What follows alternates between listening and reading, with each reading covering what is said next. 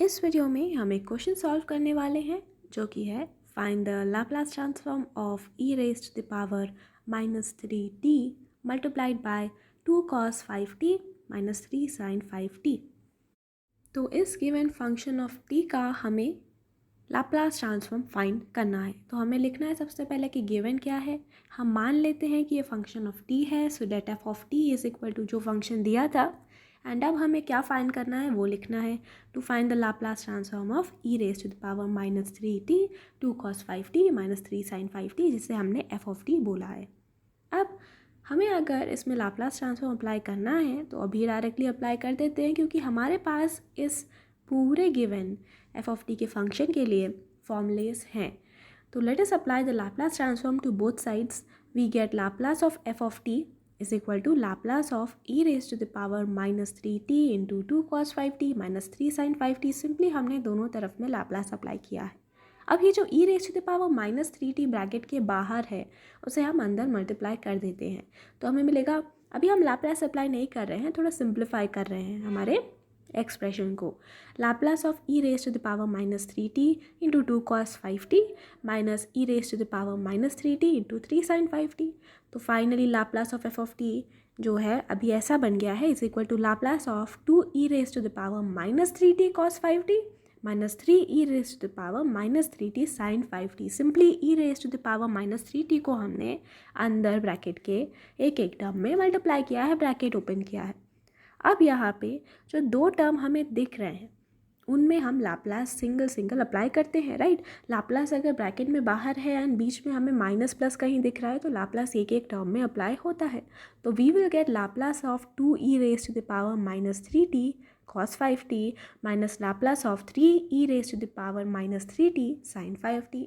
और अब यहाँ पे एक एक टर्म में जब लाप्लास अप्लाई किया है तो उन एक एक टर्म को ध्यान से देखने में हमें मिलेगा कि 2 और 3 जो है वो कांस्टेंट है।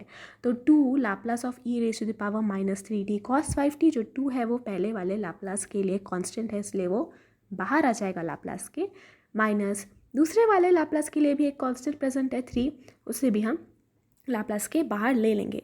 सो we will get 2 Laplace of e raise to the power -3t cos 5t -3 Laplace of e raise to the power -3t sin 5t। और अब हमें यहाँ पे फॉर्मूलास अप्लाई करने के लिए उन फॉर्मूलास का जानना बहुत ज़रूरी है जो यहाँ पे अप्लाई किए जा सकते हैं।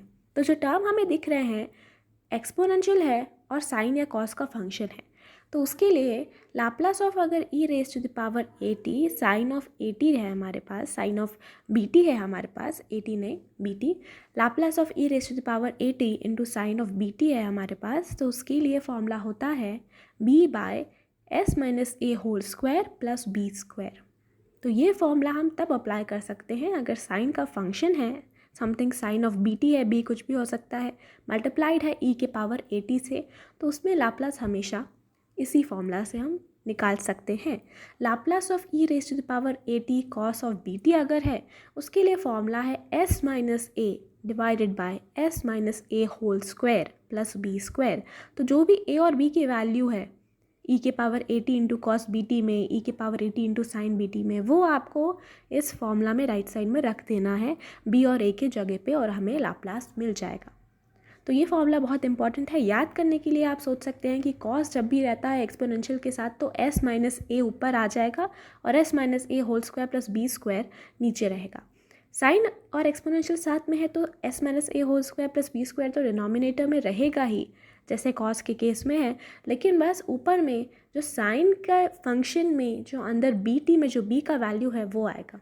तो b by S minus A whole square plus B square और S minus A divide by S minus A whole square plus B square. तो ये फॉर्मूले हमें याद रखने हैं। और यहाँ पे अगर हम इन फॉर्मूला को अप्लाई करेंगे तो हमको दिख रहा है कि e raise to the power -3t cos 5t में अगर ध्यान दें तो इसमें e raise to the power 80 cos bt वाला फॉर्मूला अप्लाई होगा।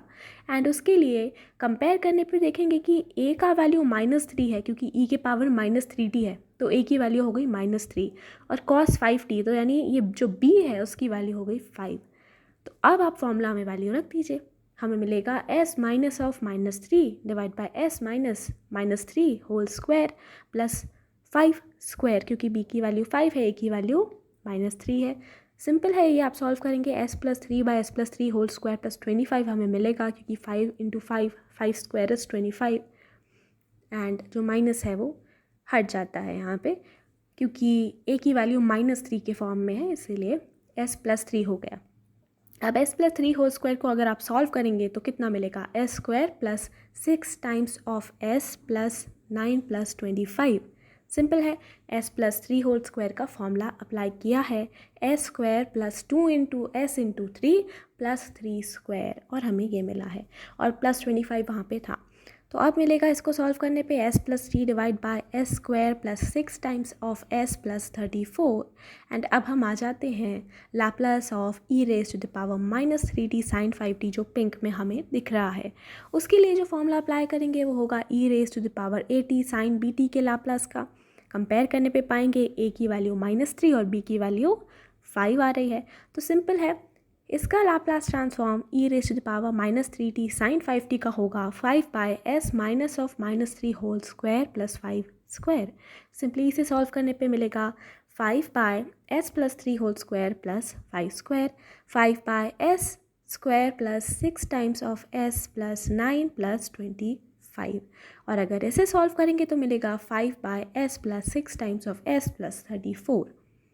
तो ये जो हमने सॉल्व किया है, ये जब लाप्लास ट्रांसफॉर्म आप इन दोनों वैल्यू को वहाँ पे पुट करेंगे तो हमें मिलेगा Laplace of F of T is equal to 2 times of S plus 3 by S square plus 6 times of S plus 34 minus 3 times of 5 by S square plus 6 times of S plus 34।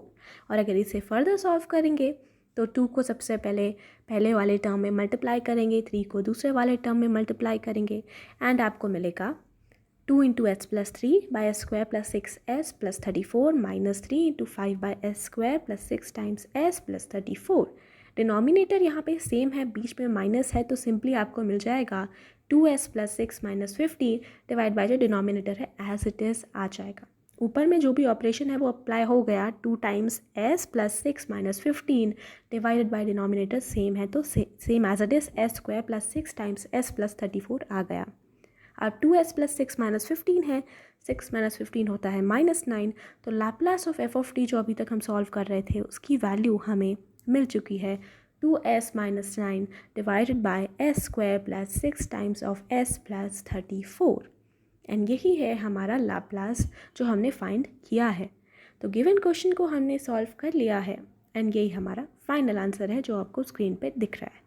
So that is it for today's video, and I'll see you in the next video.